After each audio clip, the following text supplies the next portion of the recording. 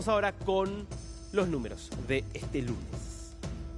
Y el primer número, muy interesante, muy preocupante también, surge de un informe realizado por 20 abogados y por 20 expertos en datos que estuvieron analizando la cobertura de la BBC sobre el conflicto en Oriente Medio. ¿Y qué detectaron estos investigadores que durante 4 meses, o mejor dicho, tomaron los primeros 4 meses del conflicto para analizarlo a fondo? Y es que en 1.553 oportunidades la BBC vulneró sus propios criterios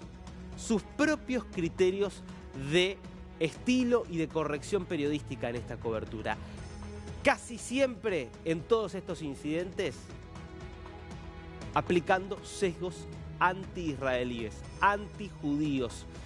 Sesgos como, por ejemplo, omitir el carácter terrorista de la organización Hamás, subestimar la gravedad de los ataques producidos aquel 7 de octubre por Hamás y ataques que han continuado. Bueno, acabamos de hablar de lo que pasaba ayer justamente en la frontera entre Cisjordania y Jordania, planteando sin ningún sustento, sin ninguna evidencia, que Israel estaría cometiendo alguna suerte de genocidio. Insisto, no hay una sola evidencia ni un solo sustento más allá de el antisemitismo o ciertas ideologías desvariadas para sostener realmente un solo dato que pueda hablar de algo parecido a un genocidio por parte de Israel en Gaza, pero no se hace ninguna mención en muchas de esas notas, de esas coberturas, a lo que sí pretende ser un genocidio, que es algo que Hamás declara abiertamente, que es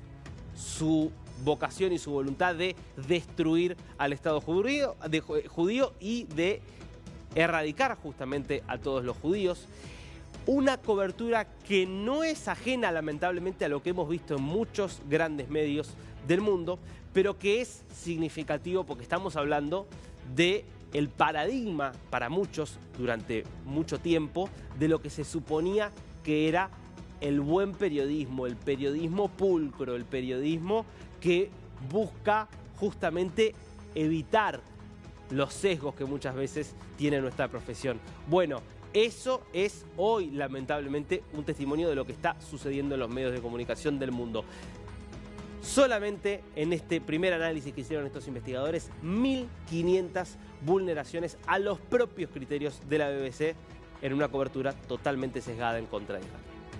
Segundo número del día, 1 millón. Es impresionante este dato al que llega una consultora experta en energía respecto de lo que puede pasar en Bolivia en los próximos años. 1 millón de personas podrían verse obligadas a dejar el país, en el que sería el nuevo éxodo masivo que viviría América Latina después de lo que fue el gran éxodo y de lo que está siendo, sigue siendo, el gran éxodo venezolano, porque estamos hablando de casi el 10% de la población de este país de 12 millones de personas. ¿Con qué tiene que ver esto? Con el agravamiento, según esta consultora, sin respuesta y sin posibilidad a la vista de solución de la crisis económica desatada por el agotamiento de los yacimientos de gas. Como sabemos, Bolivia vive desde hace mucho tiempo de exportar gas, principalmente a Brasil, en segunda medida a la Argentina. Hay una crisis que se está produciendo, que está generando una escasez de divisas creciente. ¿Por qué? Porque se está quedando sin gas. ¿Consecuencia de qué? De que los yacimientos que venía explotando se están agotando. Todos los yacimientos de gas y petróleo tienen una vida útil y que nunca hubo inversión para o bien explorar y buscar otros yacimientos nuevos o bien buscar fuentes alternativas de generar divisas. ¿Eso qué va a pasar según esta consultora? Bueno, que en determinado momento ya hoy casi no puede exportar Bolivia.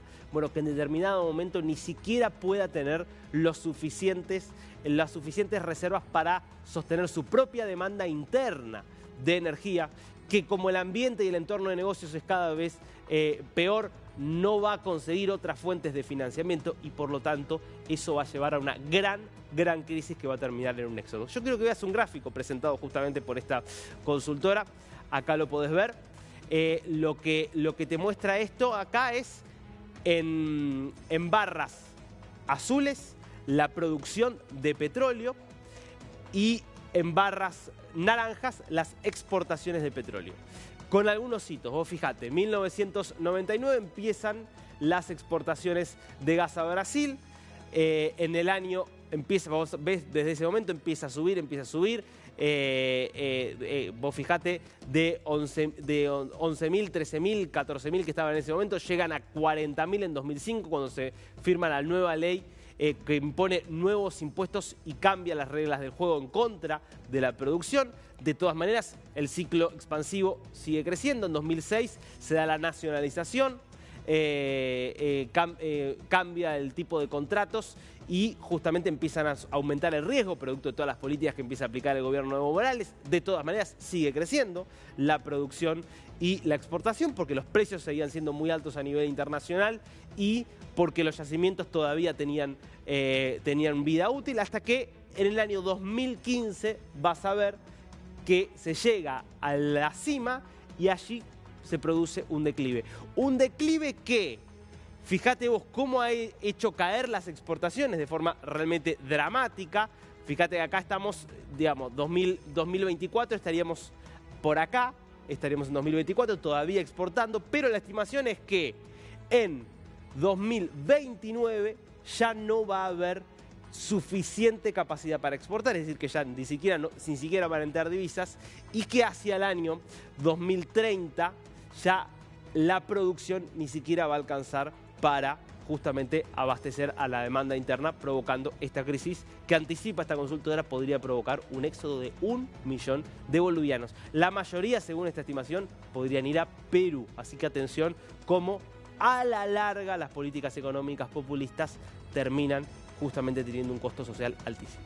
Pasamos de los números a las caras de este lunes y la primera es la de Apolo Quiboloy, el pastor evangélico que se hacía llamar hijo de Dios, que se hacía llamar dueño del universo, fundador de una denominación, de una iglesia en el interior de Filipinas en la década del 80, que ayer era arrestado por trata de personas, por abuso sexual, por explotación sexual infantil, por una serie larga de aberraciones por las cuales ya desde 2021 estaba siendo investigado tanto en Filipinas como en los Estados Unidos, a donde habían llegado los tentáculos de esto que era verdaderamente una secta que, entre otras cosas, lo que hacía, más allá de recaudar muchísimo dinero de donaciones, porque se estima que llegó a tener hasta 6 millones de adeptos esta iglesia creada por este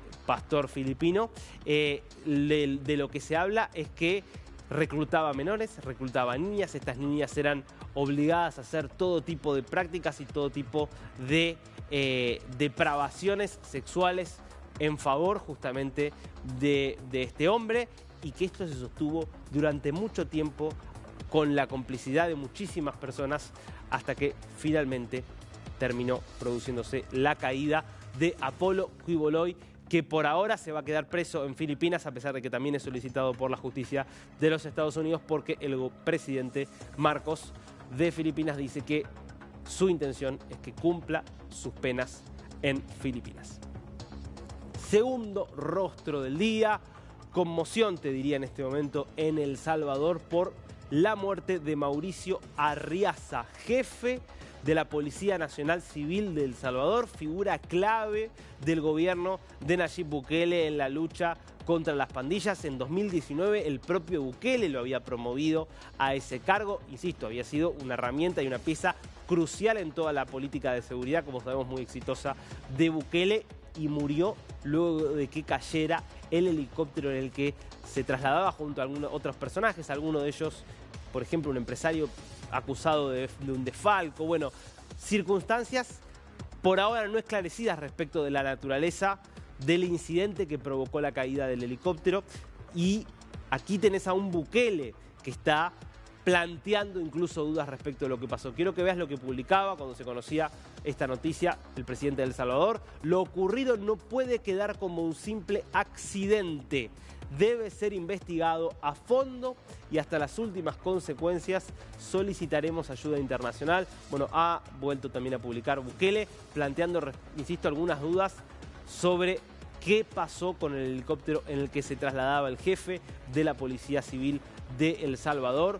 Golpe, insisto, a la policía y te diría a toda la estrategia de seguridad de Bukele, que sabemos es el pilar en el cual se sustenta su gobierno allí en este país de Centroamérica.